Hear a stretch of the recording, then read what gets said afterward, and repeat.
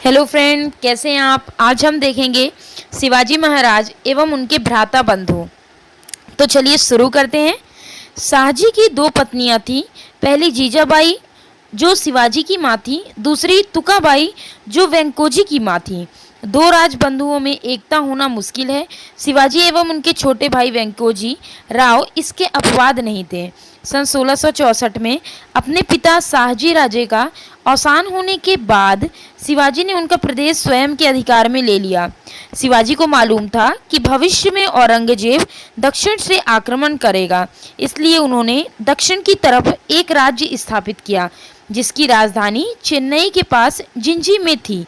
इस मुहिम के दौरान वेंकोजी ने शिवाजी की फौज पर आक्रमण कर दिया। आश्चर्यचकित शिवाजी कुछ सोच पाते इससे पहले ही अगला समाचार भी आ गया। वेंकोजी राव बुरी तरह हार कर तबाह हो गए थे।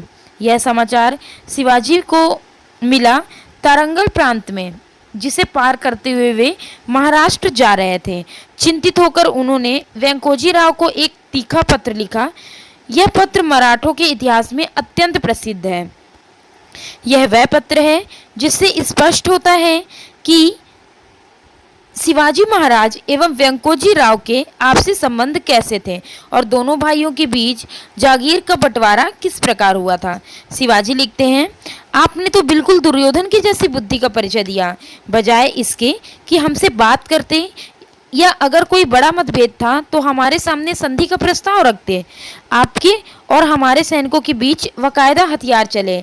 इस लड़ाई में आपको हारना पड़ गया। इसमें हैरत की बात यह है कि महाराज शाहजी राजे के पुत्र होते हुए भी, इतने विवेकशील होते हुए भी आपने धर्म अधर्म का विचार नहीं किया। ऐसा व्यवहार करने से हमेशा दुख ही प्राप्त होता है। आप सोचते होंगे कि धर्म अधर्म का भला क्या विचार आपको करना। हमारे विचार से आपको यह विचार करना चाहिए था कि 13 वर्षों तक आपने हम दोनों की पुश्तों की जायदाद पर अकेले अधिकार रखा।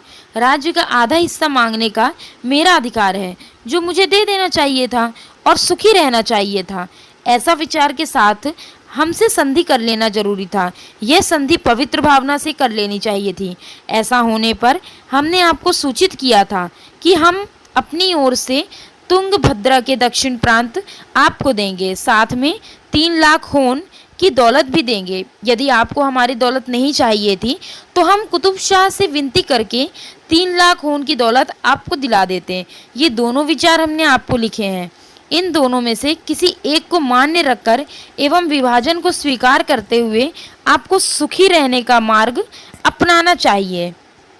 हमारे बीच कोई ऐसा झगड़ा नहीं है कि सुलह ना की जा सके। विभाजन मान्य रखकर आप समझौते को आसानी से निपटा सकते हैं। सुख का मार्ग यही है। आपस में ग्रह कलह करना ठीक नहीं। इसे नहीं समझेंगे तो कष्ट ही झेलेंगे। शिवाजी महाराज के सेनापति रघुनाथ पंत, संताजी भोसले और हम्बीर राव मोहिते वेंकोजी राव को पराजित करने के बाद कोलेरून नदी को पार करने की तैयारी में थे ताकि तंजावर पर आक्रमण कर सकें। शिवाजी ने इन सेनापतियों को तत्काल पत्र लिखकर सावधान किया, जिससे वेंकोजी राव को अनावश्यक हानि न हो। शिवाजी महाराज ने सेनापतियों को समझाया कि वेंकोजी राव हमारे छोटे बंधु हैं, दुर्बुद्धि के वशीभूत अवश्य हो गए हैं, किंतु वे अपने ही भाई हैं। आप सब उनकी रक्षा करें और उनके राज्य को कोई हानि न होने दें। वेंकोजी राव की पत्नी दीपाबाई अत्यंत होशियार एवं दूरदर्शी महिला थी। उसने अपने पति को गृह कलह से बचाने के लिए उसे समझा बुझाकर समझौते के लिए राजी किया। जल्दी दोनों राजबंधुओं में समझौता हो गया। उसके अनुसार शिवाजी महाराज ने कोलेरून नदी के दक्षिण राज्य वेंकोजी को सौंप दिया।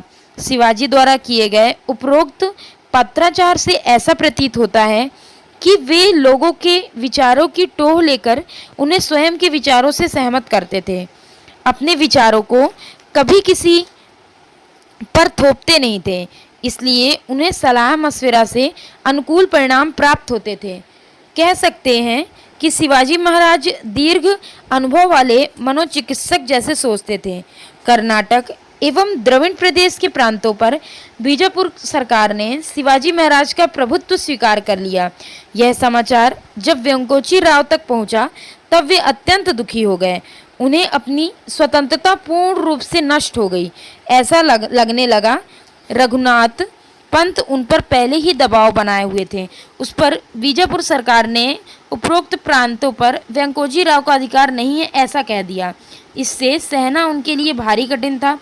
वह तो उन प्रांतों पर अपनी ही सरकार बिठाना चाहते थे। यह ऐसा जैसे एक झटके में नष्ट हो गई। अष्टप्रधान रघुनाथ पंत के सुझाव पर शिवाजी को वेंकोजी काम्य कोंडी की हताशा के बारे में बताया। तब शिवाजी ने वेंकोजी राव को संतावना व सलाह का एक आत्मीय पत्र इस प्रकार लिखा। बहुत दिनों से आपकी तरफ से कोई समाचार नहीं आया, हमें चिंता हो रही है। रघुनाथ पंत लिखते हैं कि आप उदास और निराश बने रहते हैं, शरीर का ध्यान नहीं रखते, आप विरक्त से घिरे रहते हैं और कोई त्योहार भी नहीं मनाते। आपके पास सशक्त और विशाल सेना है, किंतु उस पर आपका ध्यान नहीं है। दरबार के काम को भी आप महत्व नहीं देते। आप सन्यासी होकर किसी पवित्र स्थल में समय व्यतीत करने की भी सोचते रहते हैं। ये सारी बातें रघुनाथ पंत से पता चली। हमें इसका दुख है। पूज्य पिताश्री राजे के ठोस आदर्श हमारे सामने हैं, फिर भी आपके मन में नकारात्मक भाव कैसे आ गए, हमें इसका आश्चर्य होता है। पिताश्री ने संकट के समय में हमेशा धैर्य, मनोबल, दृढ़ता से सूक्ष्म विचार किया। ऐसा कोई संकट नहीं था कि जिसमें उनकी राह में बाधा डाली। अपनी मानसिक ऊर्जा को स्थिर रखकर उन्होंने न केवल आत्मरक्षा की बल्कि मान सम्मान भी अर्जित किया। ऐसा उज्जवल चरित्र हमारे सामने होते हुए भी आप निराशा का अनुभव कैसे कर सकते हैं? हम दोनों को पिताश्री के गुणों से लाभान्वित होना चाहिए। हमने स्वयं भी प्रतिकूल परिस्थितियों में आत्मरक्षा कैसे की और स्वराज्य की स्थापना कैसे की, आप सब जानते हैं। आप संसार को त्याग कर सन्यासी बनना चाहते हैं, किंतु क्या यह उचित है? क्या आप अपनी संपन्नता का नाश होते हुए देखना चाहते हैं? ये तो स्वयं को हानि पहुंचाने जैसी बात है। क्या यह ठीक है? यह कैसी होशियारी या समझदारी? ऐसा नकारात्मक सोच का परिणाम क्या होगा? हम आपके बड़े भाई हैं, आपकी सुरक्षा के लिए हम सदैव तत्पर हैं। हमसे डरने की आवश्यकता नहीं है। विरक्त ना हो, उदासीन ना हो, सुखपूर्वक जीवन जिए। व्रत त्योहार के समय आनंद, उत्सव के समय ऐसा व्यवहार रखें जैसे कहीं कोई चिंता नहीं है, अंदेशा नहीं है। अपने अधीन लोगों को काम में व्यस्त रखें। उन्हें काम केवल सौंप कर न रखे जाए, उन पर निगरानी भी रखें। योग्य तरीके से राज्य पर ध्यान दें एवं प्रतिष्ठा प्राप्त करें।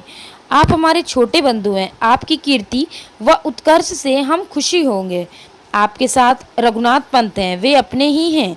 किस परिस्थितियों में क्या करना चाहिए, इसकी सलाह उनसे हमेशा ले लिया करें।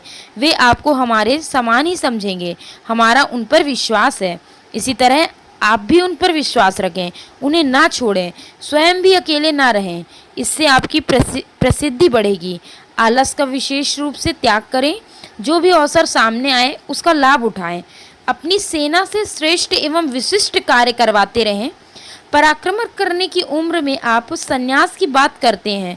संन्यास बुढ़ापे में लिया जाएगा। अभी तो उठिए, आलस छोड़िए और हमें पराक्रम करके दिखाएं। और क्या लिखिए, आप स्वयं समझदार हैं। यह पत्र शिवाजी महाराज द्वारा जीवन के अंतिम पड़ाव पर लिखे गए अत्यंत महत्वपूर्ण पत्रों में से यह पत्र एक है। इसमें उन्होंने अपने छोटे भाई के प्रति शुद्ध प्रेम व लगाव की अभिव्यक्ति की है। बादशाह औरंगजेब ने भी इसी तर्ज का एक पत्र अपने बेटे को लिखा है।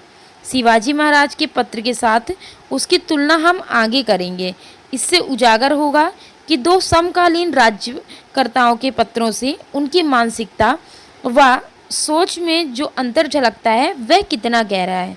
उम्मीद करती हूँ यह चैप्टर आपको पसंद आया होगा। इसके बाद हम देखेंगे इसके नेक्स्ट चैप्टर में। Thanks for watching.